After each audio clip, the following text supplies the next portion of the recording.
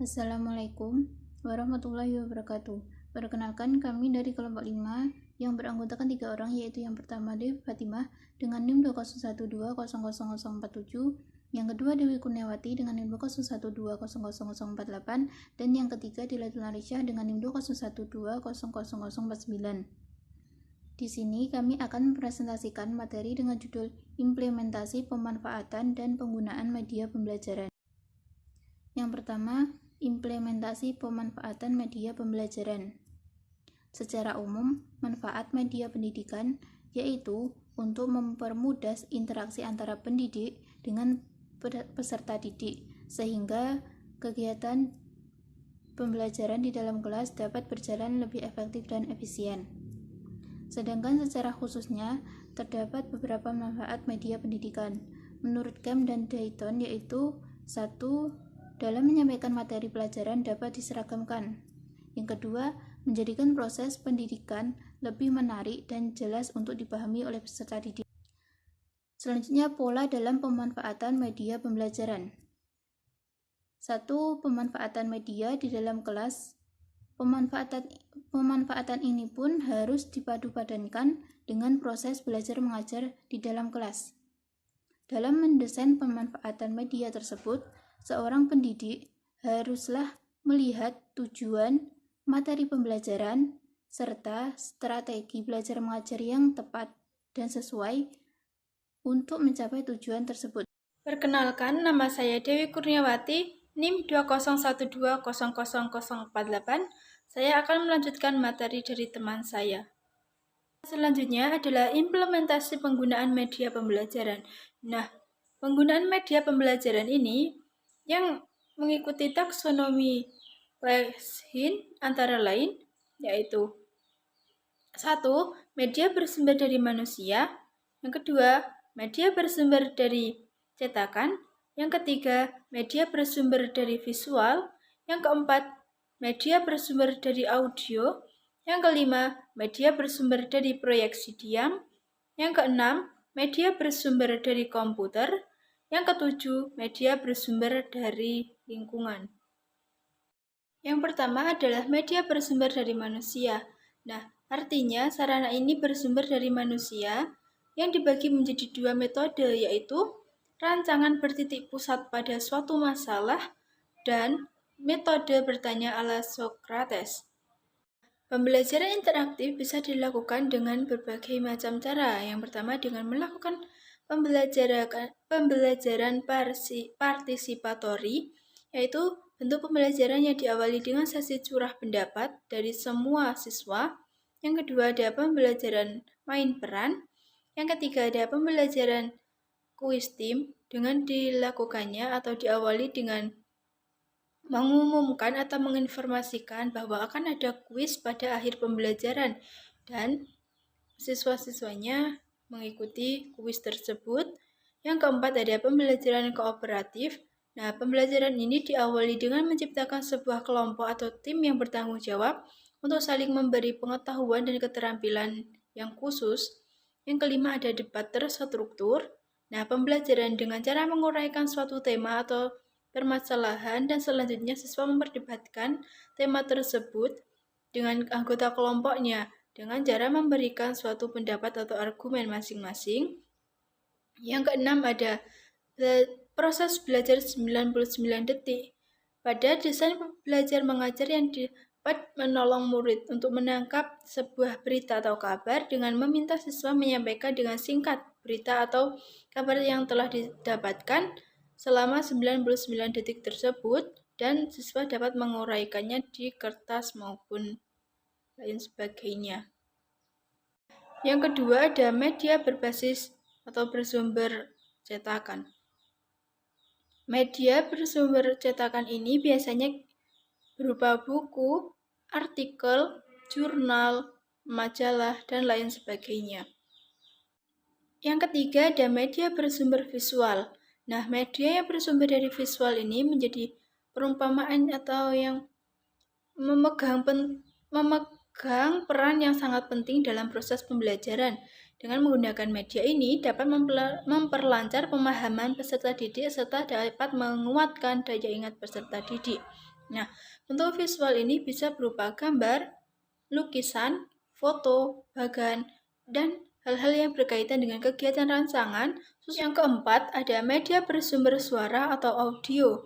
Nah, media yang bersumber dari suara atau audio tersebut erat kaitannya dengan sistem pendengaran.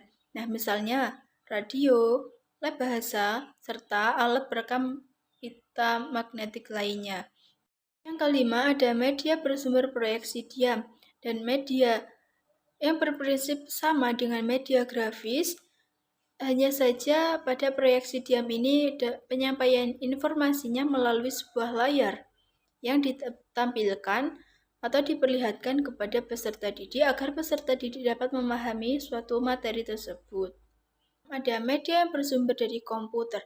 Nah, komputer ini mempunyai peran yang sangat penting dalam dunia pendidikan atau dapat digunakan sebagai media pembelajaran karena komputer bisa digunakan sebagai merencanakan, mengatur, dan mengorganisasikan dalam pembelajaran, dapat digunakan untuk mengevaluasi peserta didik, dapat digunakan untuk menjumlahkan data peserta didik, dapat digunakan untuk mengadakan sebuah analisis statistik data dalam belajar mengajar.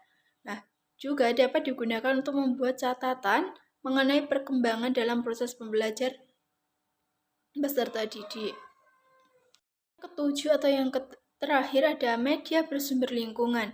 Nah, lingkungan dapat dipergunakan sebagai media dalam pembelajaran karena lingkungan tersebut bisa dijadikan sebagai sumber belajar oleh peserta didik guna menambah pengetahuan atau ilmu pengetahuan peserta didik.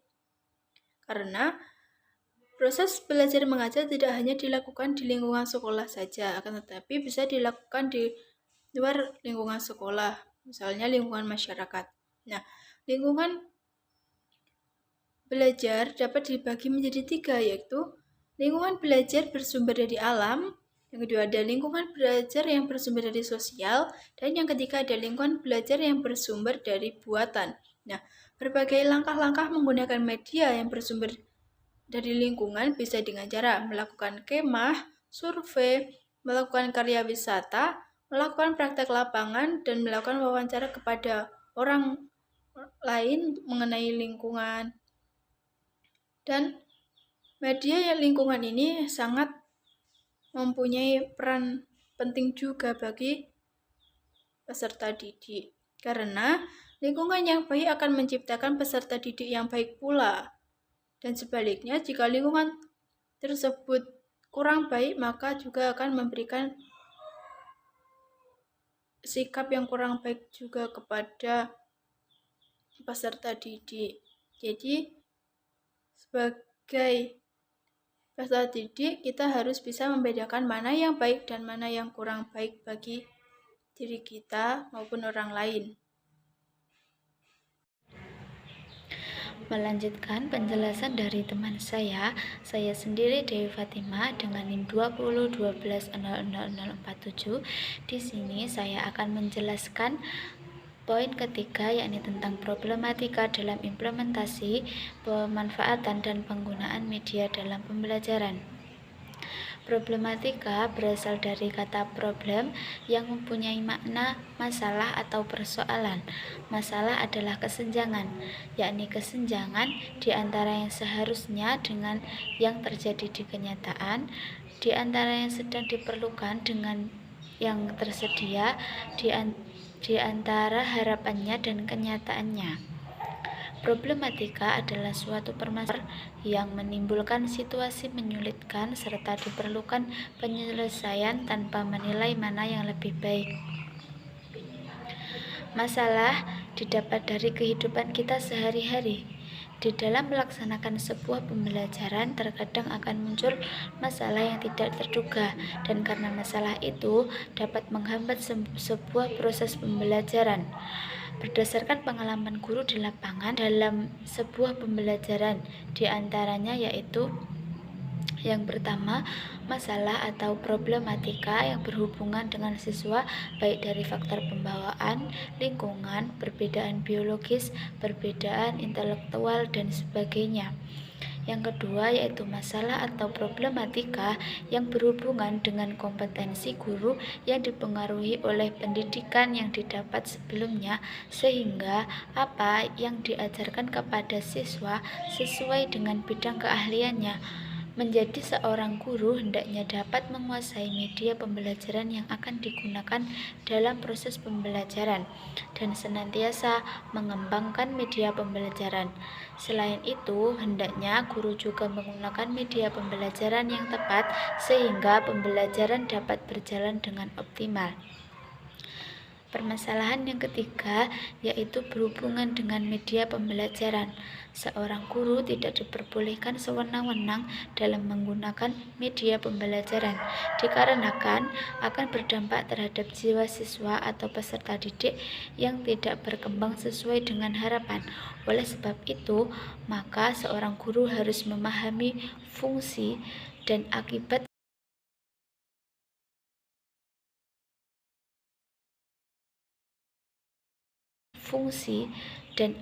yang akan muncul dari penggunaan media pembelajaran tersebut. Dalam implementasi dan penggunaan media pembelajaran tidak selalu berjalan sesuai dengan harapan.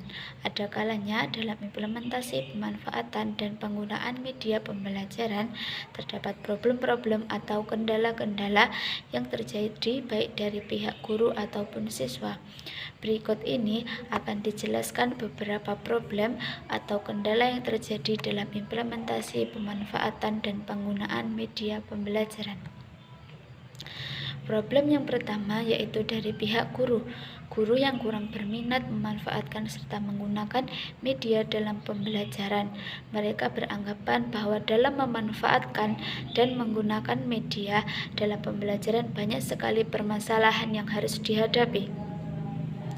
Yang kedua yaitu dari banyaknya media yang ada tidak menjamin seorang guru termotivasi untuk menggunakan media tersebut dalam sebuah pembelajaran. Bahkan mereka beranggapan bahwa semakin berat beban mental guru sebab belum bisa menggunakan media tersebut. Yang ketiga yaitu guru tidak mencari jalan keluar untuk dapat menggunakan media atau menggunakan serta memanfaatkan media dalam pembelajaran.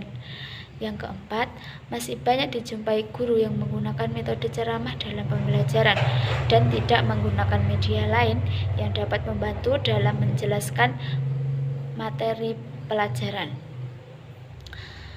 Selanjutnya yakni banyaknya guru yang menggunakan cara lama dalam mengajar. Selain itu, dari pihak siswa, yakni siswa kurang tertarik terhadap pemanfaatan media yang digunakan oleh guru dalam menjelaskan materi, dan tidak semua media cocok untuk diterapkan dalam semua materi pembelajaran yang dijelaskan. Dan problem yang terakhir yakni kecocokan media pembelajaran dengan materi pembelajaran belum tentu menghasilkan proses pembelajaran yang baik. Akan tetapi, jika dalam pemanfaatannya dilakukan dengan sungguh-sungguh, dengan tepat dan sesuai, maka akan menghasilkan proses pembelajaran yang baik pula. Cukup sekian presentasi dari kelompok kami. Jika ada kurang lebihnya kami mohon maaf. Akhiron wallahu muwaffiq ila aqwamit thoriq. Wassalamualaikum warahmatullahi wabarakatuh.